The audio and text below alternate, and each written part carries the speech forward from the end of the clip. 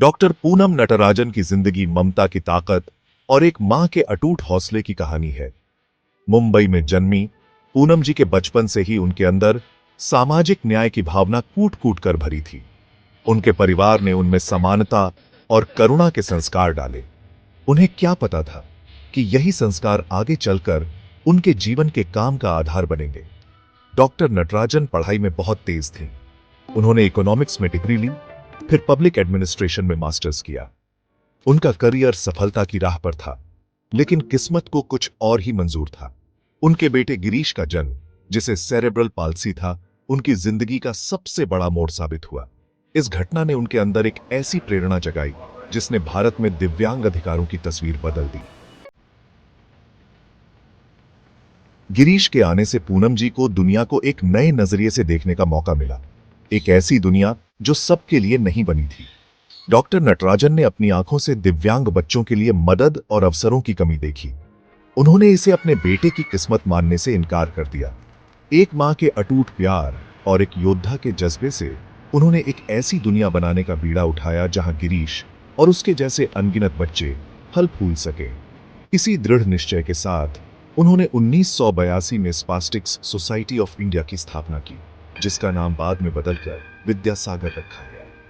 यह संस्था पूनम जी के जीवन भर के समर्पण का प्रतीक बन गई, हर बच्चे की क्षमता में उनके विश्वास का प्रमाण। विद्यासागर यानी ज्ञान का सागर उनकी उस सोच को दर्शाता है जहां ज्ञान और अवसर निर्बाध रूप से बहते रहे, हर व्यक्ति तक पहुंचे, चाहे उसकी चुनौतियां कैसी भी हों। विद्यासागर की नींव शिक्षा की ताकत में गहरे विश्वास पर रखी गई थी। डॉक्टर नटराजन जानती थीं कि शिक्षा सिर्फ किताबी ज्ञान नहीं है, यह सशक्तिकरण, समावेश और अपनेपन की भावना पैदा करने के बारे में है। उनके नेतृत्व में विद्यासागर फला फूला, दिव्यांग बच्चों के लिए आशा की किरण बना। इस संस्था ने शिक्षा और पुनर्वास के नए नए तरीके अपनाए। इसने एक ऐसा शिक्षा का माहौल बनाया जो हर बच्चे की जरूरतों को पूरा करता था। शुरुआती हस्तक्षेप कार्यक्रमों से लेकर व्यावसायिक प्रशिक्षण और समावेशी शिक्षा पहल तक विद्यासागर ने हजारों लोगों की जिंदगी को छुआ, उन्हें अपनी पूरी क्षमता का एहसास कराया। डॉक्टर नटराजन का सपना विद्यासागर की दीवारों से भी आगे का था। वह समावेशी शिक्षा की प्रबल समर्थक थी। उनका मानना था कि हर बच्चे को, चाहे उसकी योग्यता कुछ भी हो, साथ मिलकर सीखने का अधिकार है।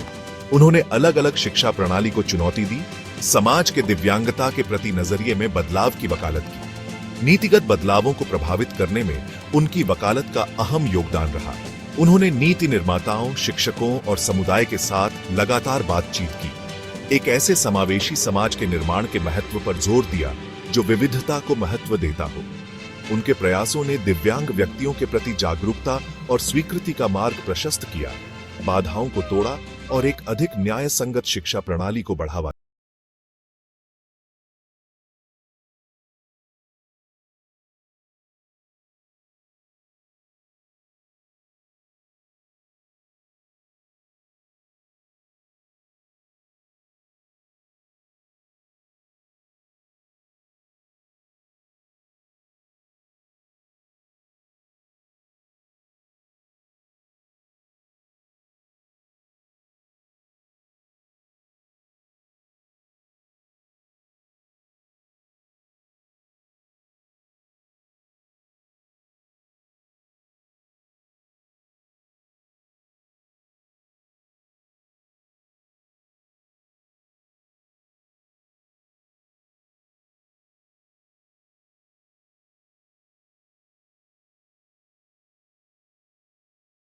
जानता और महत्व देता हो। समुदाय आधारशिला, समुदाय आधारित पुनर्वास का नेतृत्व। डॉक्टर नटराजन का दृढ़ विश्वास था कि सच्चा समावेश समुदाय से ही उपजता है। उन्होंने संस्थागत देखभाल की सीमाओं को पहचाना और एक अधिक प्रभावी और स्थायी दृष्टिकोण के रूप में समुदाय आधारित पुनर्वास या सीबीआर की वकालत की। सीबीआर ने दिव्यांग व्यक्तियों को अपने परिवारों और पड़ोसियों के समर्थन से घिरे अपने समुदायों के भीतर रहने के लिए सशक्त बनाया। उन्होंने स्थानीय सामुदायिक कार्यकर्ताओं के प्रशिक्षण का समर्थन किया, उन्हें अपने स्वयं के वातावरण में दिव्यांग व्यक्तियों को आवश्यक सेवाएं और सहायता प्रदान करने के लिए सशक्त बनाया। इस दृष्टिकोण ने न केवल व्यक्तियों के लिए अधिक स्वतंत्रता और समावेश को बढ़ावा दिया, बल्कि समुदाय के भीतर साझा जिम्मेदारी की भावना को भी बढ़ावा दिया। भाग 7। नीतियों को आकार देना, जीवन बदलना, बेजुबानों की आवाज। डॉक्टर नटराजन का वकालत का काम जमीनी स्तर के सक्रियतावाद से आगे बढ़ा। वह व्यवस्थित परिवर्तन लाने में नीति की महत्वपूर्ण भूमिका को समझती थी। उन्होंने सरकार के साथ सक्रिय रूप से काम किया, दिव्यांग अधिकारों से संबंधित प्रमुख कानूनों और नीतियों के प्रारूपण में योगदान दिया। उनकी विशेषज्ञता और अंतर्दृष्टि ने 1995 के ऐतिहासिक दिव्यांगजन अधिनियम को आकार देने में महत्वपूर्ण भूमिका निभाई।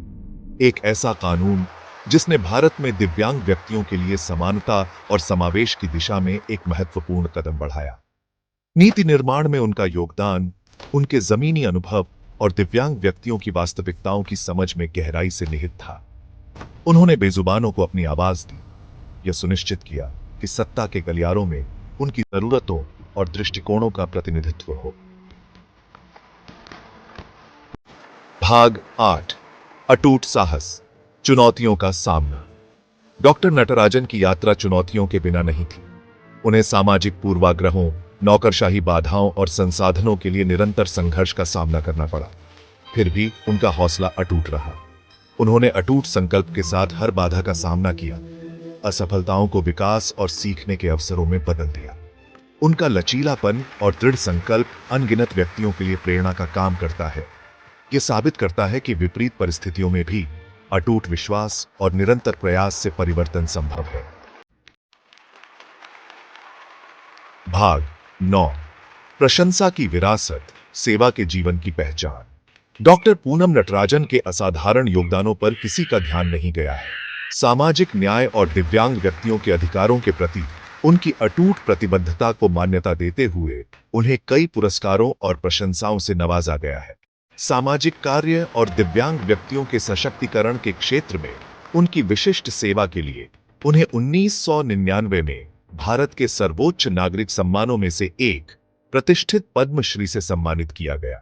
जबकि ये पुरस्कार उनकी उल्लेखनीय यात्रा के प्रमाण के रूप में हैं, वे अनगिनत जीवन पर उनके द्वारा किए गए प्रभाव का केवल एक अंश ही दर्शाते हैं। भाग 10। एक स्थायी विरासत, डॉक्टर नटराजन के काम का प्रभाव। डॉक्टर पूनम नटराजन का जीवन और कार्य आशा की किरण है, जो एक अधिक न्यायसंगत और समावेशी दुनिया की ओर मार्ग को रोशन करता है। उनकी विरासत उनके द्वारा स्थापित संगठनों या उनके द्वारा आकार देने में मदद की गई नीतियों से कहीं आगे तक फैली हुई है। यह उन अनगिनत जीवन में जीवित है जिन्हें उन्होंने छुआ है, उन परिवारों को उन्होंने सशक्त बनाया है और सामाजिक बाधाओं को उन्होंने तोड़ने में मदद की है। उनकी कहानी सहानुभूति की परिवर्तनकारी शक्ति, एक मां के प्यार की अटूट भावना और प्रत्येक व्यक्ति के भीतर निहित क्षमता में विश्वास का प्रमाण है। जैसे जैसे हम ऐसी दुनिया बनाने का प्रयास करते हैं जहां हर किसी को फलने फूलने का अवसर मिले, आइए हम डॉक्टर पूनम नटराजन के जीवन से प्रेरणा लें। एक ऐसा जीवन जो सेवा, करुणा और मानवीय भावना में अटूट विश्वास को समर्पित है।